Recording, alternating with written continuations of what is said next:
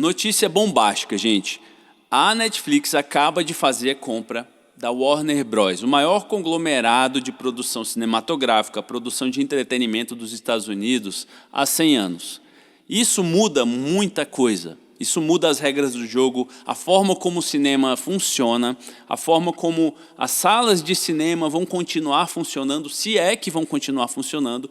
É uma mudança estrutural que vai impactar na cultura, vai impactar no mundo inteiro, porque a gente consome isso aqui no Brasil, consome isso em outros países, e vai acarretar muitas coisas. Quais são os interesses reais por trás dessa compra? Quais são algumas das questões que envolvem tudo isso?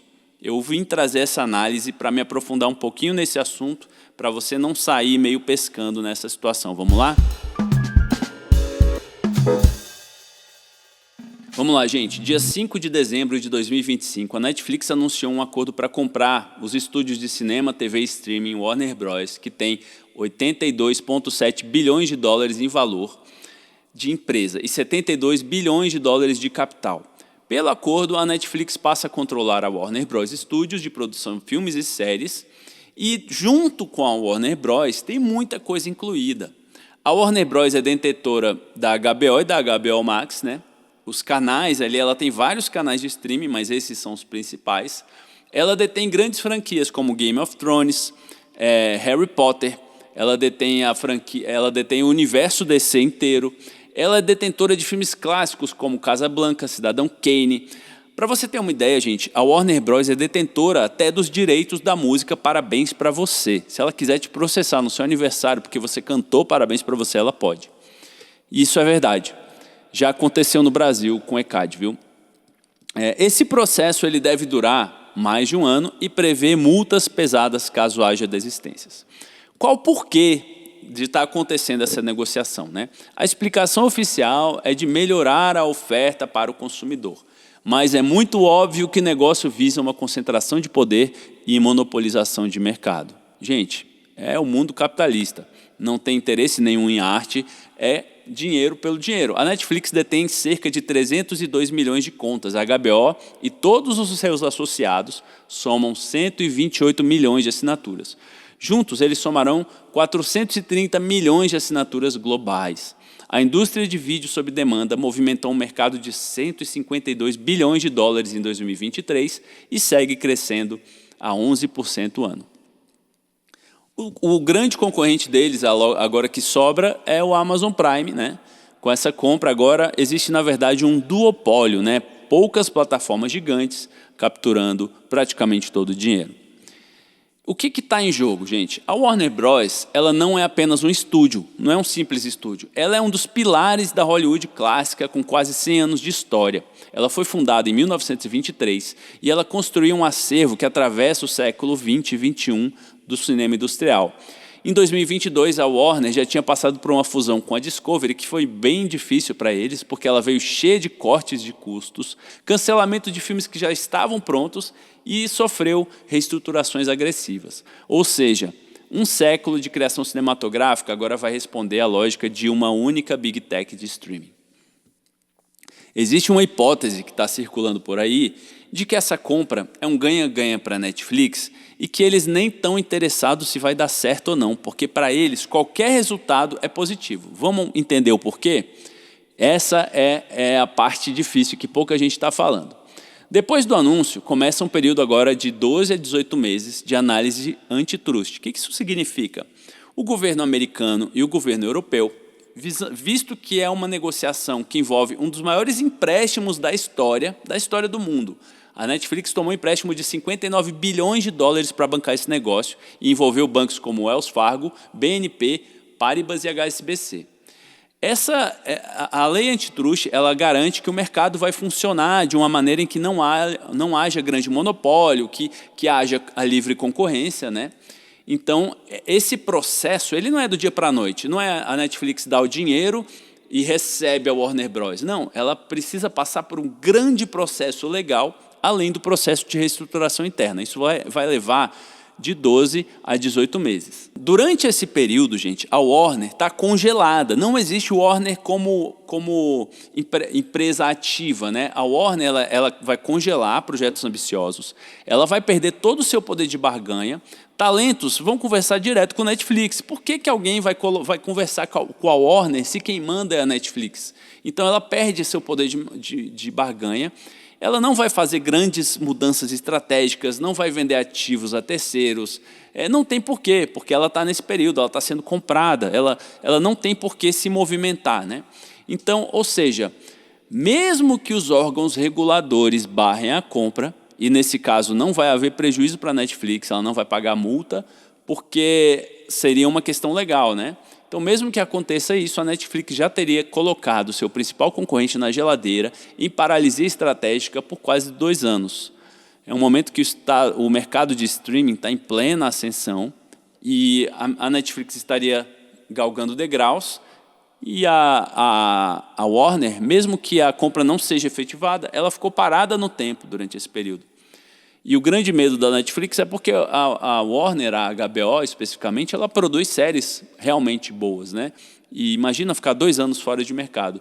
É um ganha-ganha para a Netflix. Se o processo der certo, ela se torna um super conglomerado de entretenimento, e se não, a Warner sai mais fraca, endividada, atrasada em relação aos movimentos do setor. Essa é a teoria de economistas, né, que estão falando por aí. Efeitos, quais são os efeitos? Impacto imediato mais visível é sobre as salas de cinema, né? Gente, houve uma mudança cultural que aconteceu no mundo inteiro, que foi a pandemia. A pandemia mudou os hábitos e mudou a forma de consumo, mudou o comportamento do consumidor. Uma das coisas que impactou foi a cadeia cinematográfica, a indústria cultural. Ela tem todo esse processo de produção, né, pré-produção, produção, até o momento em que chega nas salas de cinema. E é uma indústria que se retroalimenta. Quando aconteceu a pandemia, as pessoas pararam de ir ao cinema, obviamente, e passaram a consumir mais streaming. Então, essa mudança de mercado já enfraqueceu os grandes estúdios. Aquele momento foi crucial. Então, agora tem alguns dados para vocês.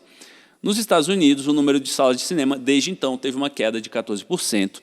As receitas de bilheteria dos cinemas em 2025 estão 24% abaixo das de 2019.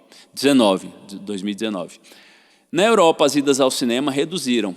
Em 2019, ela teve um pico de 1,35 bilhões de ingressos e, no último ano, 1 bilhão de ingressos por ano. As previsões são de que as bilheterias globais não voltarão mais a alcançar os índices que alcançavam antes da pandemia. Gente, isso é um movimento de comportamento do consumidor que é difícil de mudar. As salas de cinema já estavam fragilizadas antes mesmo dessa compra. Agora, vão ficar mais ainda. Depois do anúncio dessa compra, ações da rede de cinema como Cinemark, IMAX e AMC caíram entre 2,4% e 5% no mesmo dia, só devido à especulação, refletindo o medo que essas pessoas têm de que a Warner não vai mais estrear no streaming. Gente, é óbvio, a Netflix não tem interesse na sala de cinema, não interessa, não faz parte do negócio dela. O negócio dela é levar você para o seu sofá e te colocar ali. Então, a experiência coletiva do cinema se acaba com isso, né? A gente vai falar sobre isso. Então é isso. Os sindicatos de Hollywood já alertam que se a Netflix começar a lançar produtos só por streaming, a bilheteria dos Estados Unidos e Canadá vai cair 25%. A gente está falando, gente, de uma indústria que alimenta centenas de milhões de pessoas. Os Estados Unidos entendem o poder da indústria cultural e boa parte da sua renda, da sua capacidade econômica vem da indústria cultural. Enquanto isso, o mercado de streaming só cresce. Eles movimentam 129 bilhões de dólares em 2024 e projetam 400 bilhões para 2030. O risco lógico é de que a Netflix não vai mais respeitar a janela exclusiva das salas de cinema, quebrando uma regra implícita do mercado, reduzindo o espaço para filmes médios e autorais, e a própria ideia do cinema como evento coletivo poderá minguar e se tornar uma coisa do passado. Espero que não, gente. Eu amo muito o ritual de ir ao cinema, né? E vamos lá agora falar dessa questão da cultura cinematográfica, o golpe simbólico, depois de todos esses golpes reais. Reais que eu digo assim, concretos, né? Não quer dizer que o simbólico tem menos valor. Pesquisando ali pelas redes, eu descobri um depoimento de uma usuária de Reddit que falou o seguinte, eu achei que ela sintetiza. Ela fala assim que a parte que mais me assusta é como facilmente um século inteiro de história cinematográfica passa a ser absorvida por um único serviço. Toda a memória, aí agora saindo das aspas, né, toda a memória audiovisual do século XX passa a depender de como um algoritmo determina o que as pessoas devem ou não assistir. Além disso, o processo cinematográfico em estado de monopólio interfere em todas as etapas da cadeia cinematográfica. Elas controlam quais roteiros serão aprovados, quais formatos valem a pena, que filmes ganham impulso de marketing e quais obras antigas continuam ou saem do catálogo.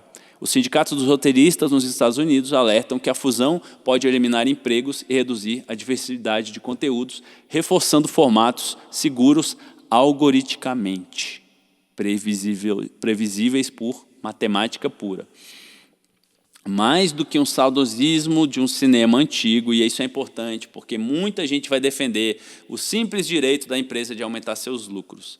Não é só sobre isso, gente. Existe todo um ecossistema plural e econômico de salas produtoras, distribuidoras, que se retroalimentam por um funcionamento em que a cadeia está toda ali ajustada. Quando você quebra essa cadeia, você faz uma fissura. Cara, é muita gente que perde emprego, são setores ali que vão cair, vão ser derrubados, vão ser destruídos. Por isso a importância de uma regulação de mercado, gente. Se você for olhar o mercado só pelo viés do lucro, gente, então pode acabar com tudo. E aí, só quem vai ganhar dinheiro são os cabeças de uma grande indústria. Porque, gente, por mais que hajam produções do Netflix e continuem existindo, quem ganha dinheiro nisso tudo, o dinheiro é menos vaporizado, o dinheiro vai direto para alguns mega ricos, que a gente já conhece alguns desses caras, né? Como o Jeff Bezos, sei lá, vai por aí por diante. Estou falando do geral, tá? Não do Netflix. Não por acaso, os órgãos reguladores antitrust dos Estados Unidos e Europa irão examinar o negócio justamente pelo risco de concentração de poder e controle. O que esperamos é que o cinema consiga sobreviver. Não regulado por uma régua exata que calcula apenas lucros e riscos financeiros, e a partir do momento em que o cinema se torna um departamento de produção de conteúdo de uma tech, não há mais margens para riscos, não há mais criação artística responsável pela concepção dessa indústria. A criação artística morre no processo e dá lugar a uma criação mecânica não, em série, que não responde mais por riscos, né? Para você ter uma obra de arte, você precisa se arriscar. Nem sempre o cinema dá lucro, mas o que leva as pessoas ao cinema é não saber o que vai assistir. Hoje em dia você liga o streaming do Netflix e você já prevê aquele filme inteiro, do início ao fim. Você já tem uma fórmula que se torna cansativa e chata e tem feito sucesso porque é meio viciante, assim. Mas o cinema como ele existe hoje é graças a essa indústria que foi criada dessa forma. Não quer dizer que os streamings não devam deixar de existir, mas a gente precisa criar uma forma em que o cinema, as salas de cinema, essa cadeia cinematográfica exista em paralelo aos streamings, e não que uma indústria engula a outra e a destrua no processo. O grande risco dessa grande negociação que está acontecendo aí é esse, a indústria cinematográfica morrer no processo. Um abraço, gente. Se vocês gostaram, gente, curtam, compartilhem com pessoas que vocês acham que podem se interessar por esse tipo de conteúdo. Dê um like, deixe um comentário aí no canal, para mim ajuda, gente. Eu estou parado há um tempo, eu sei que eu não tenho postado com frequência, eu quero voltar, mas o estímulo dos visitantes ajuda bastante a gente a continuar postando. Um abraço, gente, e até logo. Força para o cinema.